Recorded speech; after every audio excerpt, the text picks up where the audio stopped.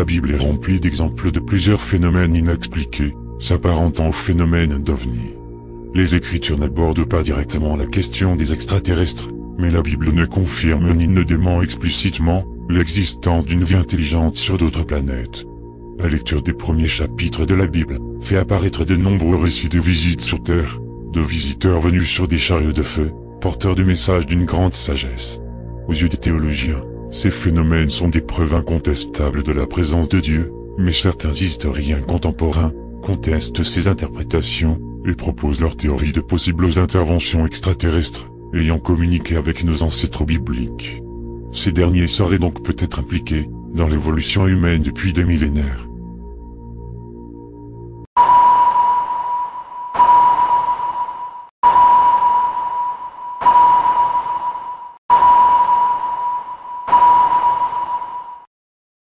Peinture du Val Camonica en Italie du Xe millénaire avant J.C. Cité comme représentant des visiteurs extraterrestres. Les archéologues considèrent qu'elle dépeigne des dieux ou des figures mythologiques. L'Annonciation de 1496 est conservée à la Galerie nationale de Londres. Carlo Crivelli, 1430 et 1496. L'ange Gabriel est remplacé par un ovni qui semble communiquer avec la Vierge. Une peinture de Fra Filippo Lippi de 1406 à 1469. La Vierge et Saint Jean enfant, conservée au Palazzo Vecchio en Italie. Remarquez qu'un homme et son chien observent attentivement un objet sombre. Ces deux tapisseries ont été créées au XIVe siècle. Les deux tapisseries dépeignent la vie de Marie. Des disques en forme de chapeau peuvent être facilement repérés. Celle de gauche a été tissée en 1330. Ces deux tapisseries se situent à la basilique Notre-Dame à Beaune. Beaune est située dans le département de la Côte d'Or et la région Bourgogne, en France. Dans le même style, une tapisserie appelée Triomphe des Sommeurs. Elle a été créée à Bruges, en Belgique, en 1538, et réside actuellement en Allemagne, au Musée national de Bayreuth. Vous pouvez clairement voir plusieurs objets en disque dans le ciel. Au XIVe siècle, sur une fresque du monastère Visoki de Kani, à Dejani au Kosovo, en Yougoslavie, est datée de 1350 et intitulée La Crucifixion. On peut voir deux personnages dans deux objets volants, l'un poursuivant l'autre. De Bonaventura Salimbeni, de 1567 à 1613, sur une peinture datée de 1600, du nom de la glorification de l'Eucharistie. La peinture se trouve à San Pietro, dans l'église de San Lorenzo, en Italie. On peut y voir l'Esprit Saint, représenté par une drôle de sphère munie de deux antennes. À Svetiskoveli, en Géorgie, dans l'une des plus vieilles églises de Russie, une fresque datée du XVIIe siècle. De chaque côté de la croix, on peut voir des objets volants qui semblent décoller, et à l'intérieur desquels se distinguent deux visages. Moïse était sans doute particulièrement en contact avec des choses célestes. On peut y voir 4 ovnis sur cette peinture. Cette toile se trouve en Belgique, au château du comte de Trémont.